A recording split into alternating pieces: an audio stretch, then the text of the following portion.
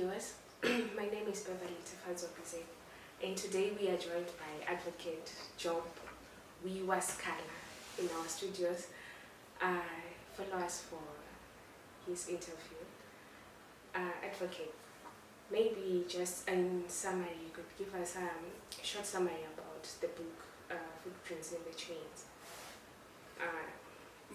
The Footprint in the Chains, The Life Story of Job Sikhala, is a book that has been authored by Pastor Munyaradzi Sawano. It is a project that he has approached me and asked myself whether I will give him the permission for him to write the story about myself.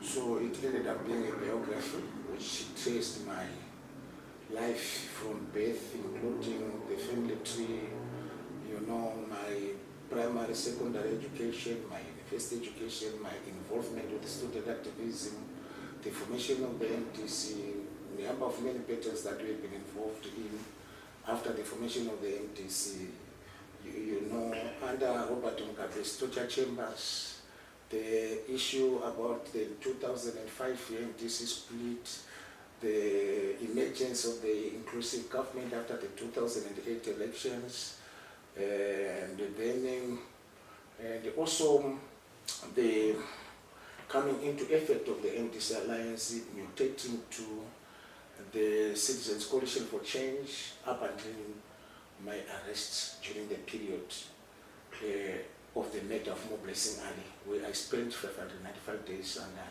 pre-trial incarceration and so forth. So it is thoroughly detailed in as much as the post-independence political situation in Zimbabwe is concerned. It also speaks to the issues of trials and tribulations the people of Zimbabwe have gone through since the start of the mass democratic struggle in 1999, through the emergence of the movement for democratic change up to present, how the people of Zimbabwe suffered on their journey fighting for a democratic dispensation in our country and so forth.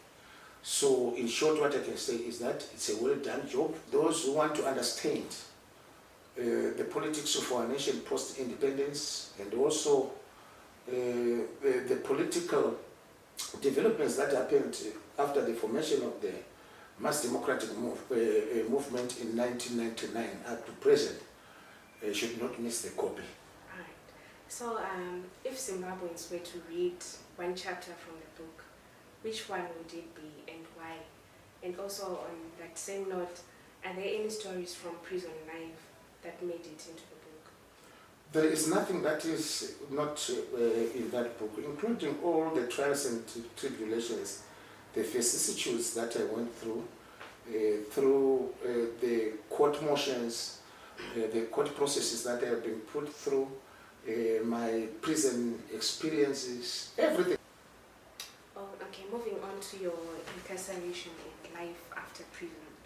How did prison change you emotionally, spiritually, or politically? No, prison has changed me quite substantially. It heartened me. It made me to realize that I must not allow my life to be dictated by impunity, cruelty, and evilness. I had to think quite deeply about the essence of life. Why human beings would be so cruel to each other like that. For no any apparent reason, but for political ends. There is no reason whatsoever why ZANU-PF incarcerated me.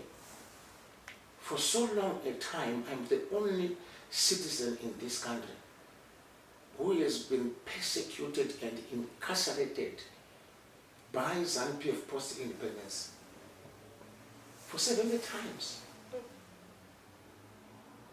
All my political career since 1999 up to present, ZANU-PF has been taking pleasure in inflicting pain and impunity to my person.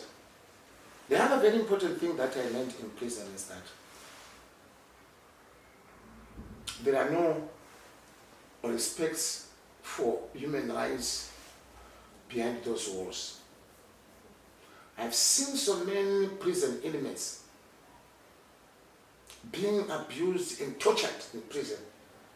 Some of them ending up being maimed by prison officers who have been assaulting prison inmates to the extent that others who end up having limbs and permanent injuries on their bodies. So the major question which all of us must answer is that, do we deserve a Zimbabwe where people's rights are not respected? Those people behind bars do not have any rights. They are abused left, right, and center with excessive impunity that you would not expect in a civilized world in the 21st century. These are systems that we need to reflect on as Zimbabweans and make sure that such a system is changed. Even in terms of the provision of the means of prison office, of prison inmates, where they should get even some resemblance of an eatable meal. The kind of junk eaten in prison cannot even be eaten by a dog outside.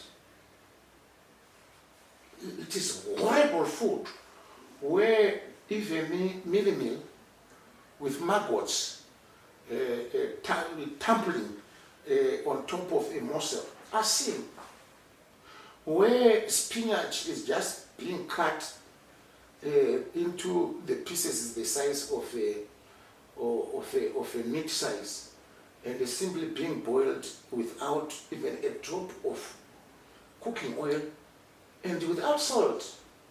And this is the kind of food our prisoners are feeding on a daily basis. It is a system we need to change and make sure that fundamental human rights are being respected within our systems. Okay, coming to the Zimbabwe justice system, how did your time in prison reshape how you view the justice system in the country? That's why I had to take up time for me to go back to court and argue cases for other accused persons in this country. I had to take some bit of sabbatical on immediately going back to go and appear before the magistrates and judges who persecuted me. Some of the trials that I went through were not trials in terms of the laws of this country, but they were purely choreographed persecution errors that I went through. So I was deeply hurt and deeply wounded that I needed some time for me to heal. So I was going through a long period of a healing process. I will not be able to appear before the magistrates who persecuted me and the judges who persecuted me and argue any case for anyone who could have been accused of having committed a crime in this country. For one, they have completely lost respect in my eyes, as they have been used as the objects of oppression and persecution against my person. They have completely lost my respect. When I see them, I am filled with anger and bitterness on what they have done against me. And the one fun part of it is that one magistrate convicted me on a law that does not exist in our country. And you know, you being convicted for something that is non-existent, to say, no, you have broken this law, when that law is not existing in our country. And So the issue is that my view with the judiciary is that I've lost respect completely. Completely, I've lost respect at a personal level because of my experience before them to certain magistrates and certain judges. And until the second coming of Jesus Christ, when I will go back and practice as a lawyer, I will not accept myself to appear before them.